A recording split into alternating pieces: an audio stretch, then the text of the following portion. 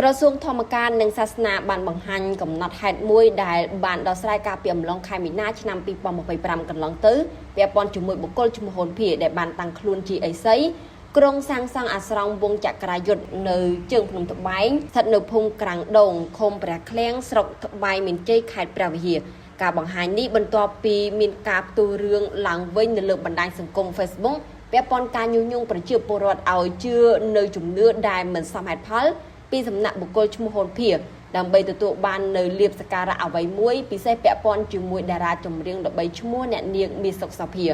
នេះបើយោងតាមកំណត់ហេតុរបស់ក្រសួងធម្មការនិងសាសនានៅថ្ងៃទី12ខែឧសភាឆ្នាំ2025ផ្អែកតាមកំណត់ហេតុដែលបានជជែកដោះស្រាយគ្នាក្រោមព្រះវត្តមានសម្ដេចព្រះបរមរតនមុនីពិនសែមសមាជិកថេរសភានៃព្រះពុទ្ធសាសនាកម្ពុជាបានសម្រេចឲ្យបុគ្គលឈ្មោះហ៊ុនភៀលុបនៅរាល់វីដេអូដែលបានផ្សព្វផ្សាយនៅលើបណ្ដាញសង្គមនានាបើតាមលោកហួតគៀប្រធានមន្ត្រីធម្មការនិងសាសនាខេត្តព្រះវិហារបានអះអាងថាករណីបុគ្គលឈ្មោះហ៊ុនភៀដែលបានតាំងខ្លួនជាអេសីនៅជើងភ្នំត្បែងគឺក្រសួងនិងស្ថាប័នពាក់ព័ន្ធធ្លាប់បានកោះហៅមកធ្វើកិច្ចសន្យារួចមកហើយពិសេសការធ្វើសកម្មភាពនានាដែលនាំឲ្យមានការយល់ច្រឡំពាក់ព័ន្ធជំនឿសាសនាក្នុងចេតនាដើម្បីកេងចំណេញលើផលប្រយោជន៍អ្វីមួយលោកបានគូបញ្ជាក់ថាបុគ្គលហ៊ុនភៀ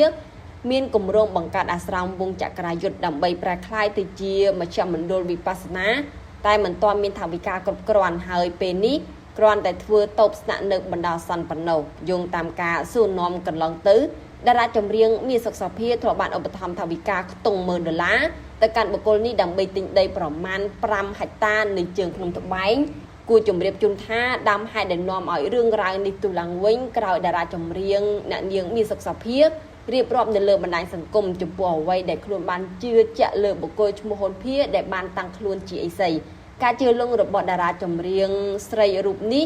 ដោយសារតែនាងធ្លាប់មានវិបត្តិផ្លូវចិត្តហើយបុគ្គលតាំងខ្លួនជាអេសីជាអ្នកជួយផ្សះផ្សាព្យាបាលជំងឺផ្លូវចិត្តរបស់អ្នកនាង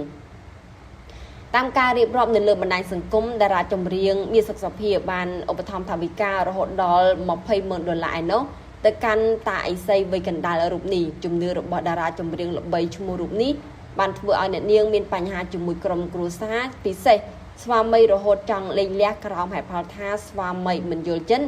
ហើយមិនអាចជួយដោះស្រាយបញ្ហាអ្វីបានខុសពីអេសីហ៊ុនភៀដែលតែងតែជួយដោះស្រាយបញ្ហា